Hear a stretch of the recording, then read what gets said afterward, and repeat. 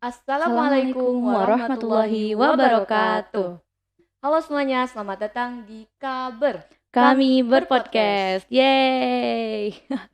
Sebelum mulai nih Zalfa, kita tanya kabar dulu deh. Zalfa apa kabar? Alhamdulillah baik, maksudnya nggak sakit gitu nggak. Tapi mungkin Alhamdulillah. selama pandemi 2 tahun terakhir ini agak susah buat ngatur waktu karena terlena dengan HP gitu. Benar. Cuman alhamdulillah juga masih bisa dikontrol dan harus dikontrol Iya ya. benar. Kalau Hani sendiri gimana? Kabarnya selama setahun kita nggak ketemu? Setahun. Enggak. Sehari kali ya, kemarin ya Iya, kita kita nggak baru ketemu. kemarin terakhir ketemu ya. Gimana kabarmu? Alhamdulillah baik, alhamdulillah sehat, alhamdulillah juga semangat. Apalagi kita hari ini syuting kedua podcast kita setelah yang Kilau Ramadan Iya, kemarin. benar. Wuis. Yeay. Oh ya, di podcast kali ini tuh kita akan ngebahas tentang pertemanan karena pertemanan itu kan yang paling relate dengan anak-anak remaja gitu ya. Iya benar. Terus kalau lebih tepatnya sih pertemanan yang sehat ya. Kalau misal pertemanan kita nih Han, emang kita ini udah berteman dari kapan sih? Kayak kita bahas pertemanan. Kita ini udah temenan lama banget ya dari TK. Ya TKA itu TKA 2000 2011. 2011. Itu tuh udah lama banget. Kalau sekarang berarti udah 10 10 tahun tahun. kali. Ya Allah, Wih, 10 lama banget. tahun. 10 tahun. Saya ingat tuh dulu pas TK, nggak tahu ini emang pertama kali kita ketemu atau ini ingatanku pertama. Kau dulu kan umimu kan ini kepala sekolah TK. Nah, baru kan ngajar TKB juga tuh, jadinya kau tuh ngikut umimu terus ikut ngajar TKB. Terus so ingat pernah umimu datang ke kelas TKA, terus kau ada di belakang umimu sembunyi gitu di belakang baju. Terus saya tanya, kamu Zalfa kan, kok nggak ikut kita gitu loh. Terus? kayak kok nggak ikut sini gitu. Kau cuma makin diem kan, dicuekin. Hah, aku nanya kok dicuekin aja dalam hati. Ya Allah.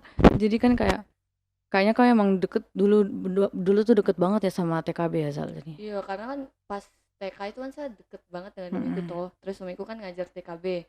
Jadi kayak umiku di TKB itu saya ikut ke TKB.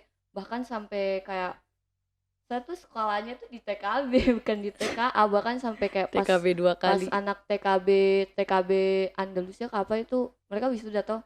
Saya ikut wisuda saking dekatnya dengan anak TKB itu sampai kayak saya bilang, "Mi, kayaknya saya juga mau ikut wisuda." Akhirnya ikut pas di Kuala dulu angkatan pertama kali. Berarti Zalfa udah wisuda 3 kali dong sebelum lulus SMP. Iya Wan, 3 Gila. kali Wan. Yang lain 2 kali, saya 3 kali master perwisuda. Masuk perwisudaan. Kalau Zalfa ada gak yang inget waktu zaman dulu kita? Zaman dulu pas TK ada nih kan. Pas TK itu kan kita kalau hari Jumat pakai baju bebas toh. Bener. Baru hari Jumat ini kau datang pakai gamis.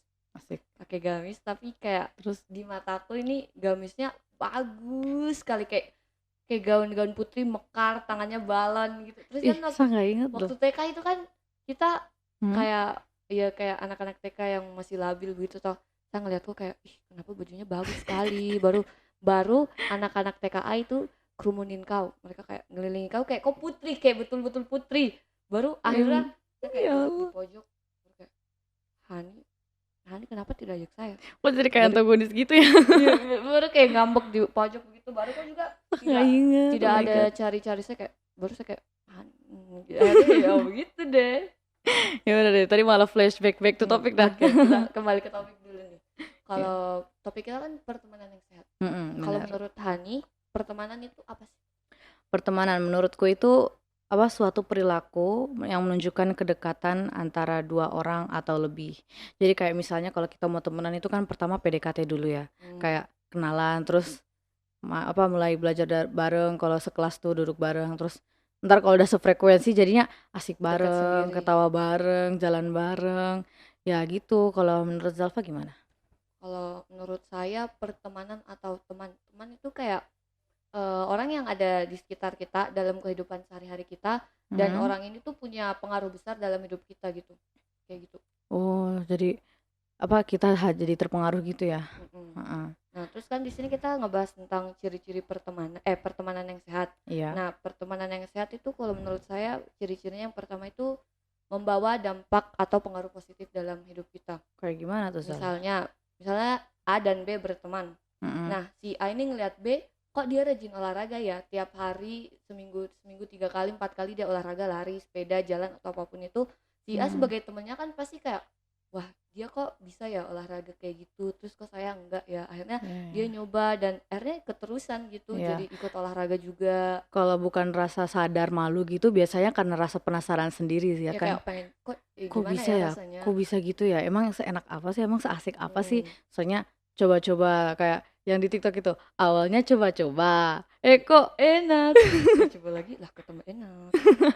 Terus ya lama-lama keterusan. Terus apalagi kalau misalnya kita jadi bareng nih, jadi pasti makin asik kan jadinya. Iya benar, kayak olahraga bareng gitu, asik. Terus kalau misalnya si A sama B nih kan, si B rajin olahraga, si A juga ikut rajin olahraga. Si A juga nih misalnya, kalau si A sama si B janjian, kita ketemu di sini jam 1. Nah, jam setengah 1 nih, si A udah nanya si B, udah siap belum nih, saya udah mau mandi, nanti bagaimana. Terus nanti jam 1 kurang 5 menit, si A udah nanya si B, saya udah datang nih, kau di mana? Itu kan si B yang kayak, wah dia udah datang 5 menit sebelum kita janjian. Terus si B yang misalnya dulu dia kayak sengaja dilambat-lambatin, kayak males ngaret. iya kayak terlambat begitu kan, akhirnya lama-lama dia malu sendiri kan, akhirnya dia ikut merasa juga. nggak enak, akhirnya coba ini gitu. Terus apalagi ya kayak ciri-ciri pertemanan yang sehat?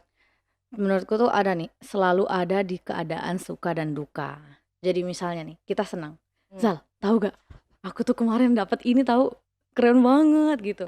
Terus kalau misalnya temenan yang sehat tuh, dia tuh pasti responnya baik, ikut senang ke kita kayak, masa sih? Oh my god, keren. Ih kok bisa? Kalau misalnya nggak sehat tuh pasti kayak, ih apaan sih gitu doang, alay.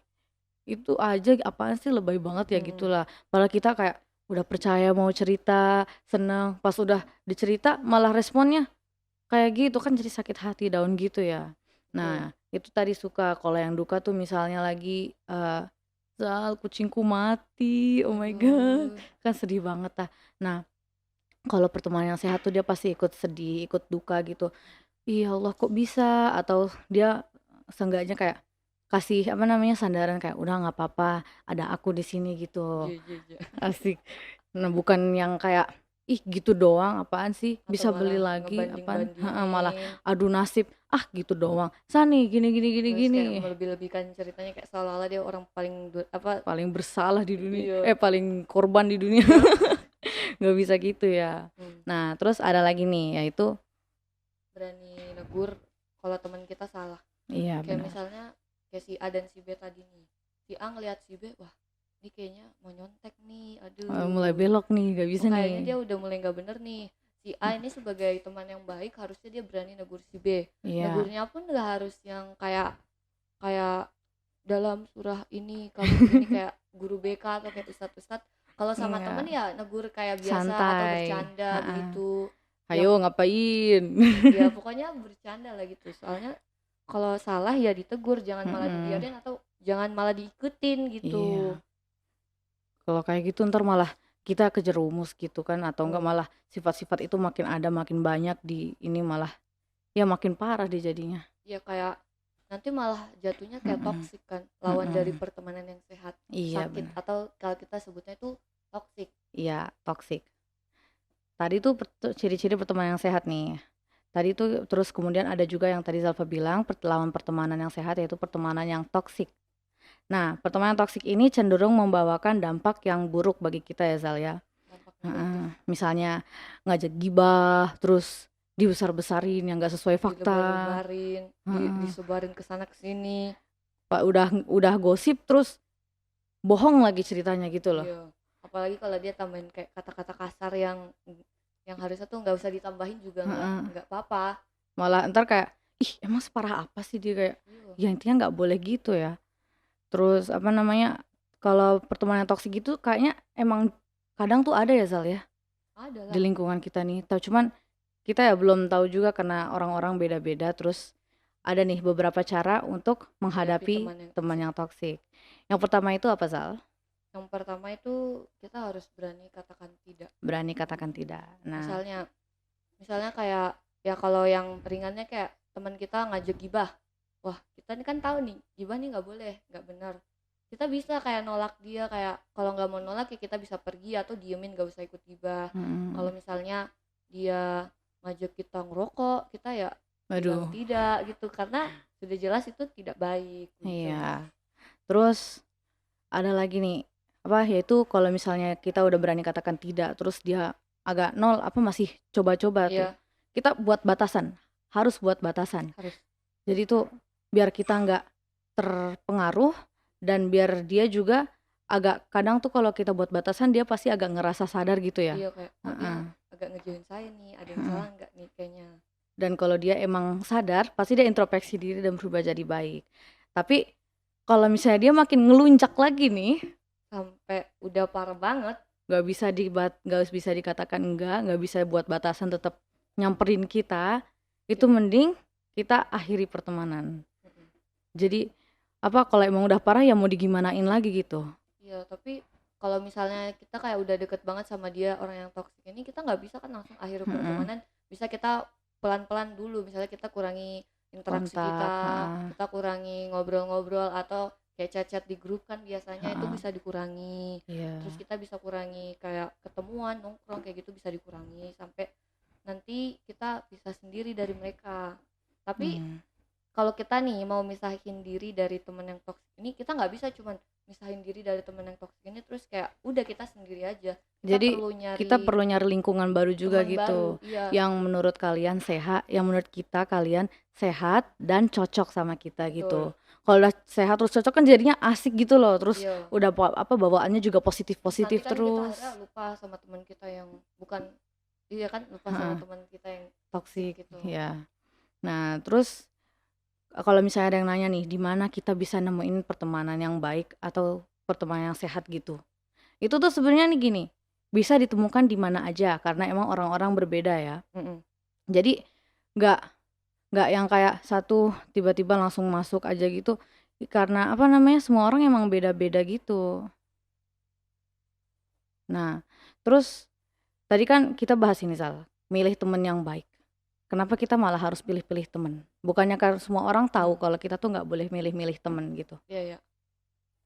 Pilih temen itu boleh-boleh nggak boleh ya? Nggak boleh kalau misalnya kita milih temen berdasarkan dari sukunya. Oh, dia orang Jawa. Oh, dia atau orang berdasarkan ini, dia orang ini. Agama, kasta. Atau berdasarkan agama, kasta. Intinya yang berbau-bau kayak gitu nggak boleh. Maksud milih teman di sini kan kayak yang tadi saya bilang, teman itu kan dia orang yang membawa pengaruh dalam hidup kita. Ya, kalau kita berteman dengan orang yang toksik kan otomatis kita bakal ikut tuh. Iya, atau kita malah dia yang buruk. Atau enggak kalau kita kuat, kita malah tersakiti terus, capek gitu jadinya. Capek, udah ditegur, udah dikasih tahu. Makanya kita perlu milih teman buat yang dijadiin teman dekat. Teman dekat, teman ngobrol. Kalau buat teman ya siapa aja, karena kan manusia itu makhluk sosial yang bersosialisasi dengan orang-orang dari mana aja kan. Maksud yang di sini memilih teman itu kayak orang yang buat kita percaya buat dijadiin teman dekat kayak gitu. Nah, tapi kan dari tadi nih kita bahas kayak kita menjauhkan diri dari orang yang toksik. Gimana kalau dari perspektif orang yang toksik gitu? Nah, coba sekarang kita balik dulu, jangan lupa kalau gimana ya kalau ternyata saya jadi orang toksik di lingkungan di circle saya.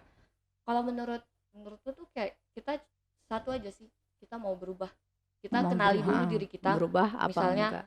Oh, kayaknya saya kurang di sini. Misalnya saya sering ngomong kasar. Oh, ini nggak baik, membawa dampak negatif ke sampai teman-teman saya. Teman-teman juga pada akhirnya jauhin. Pada ngikut, ada yang ngikut, ada yang menjauh.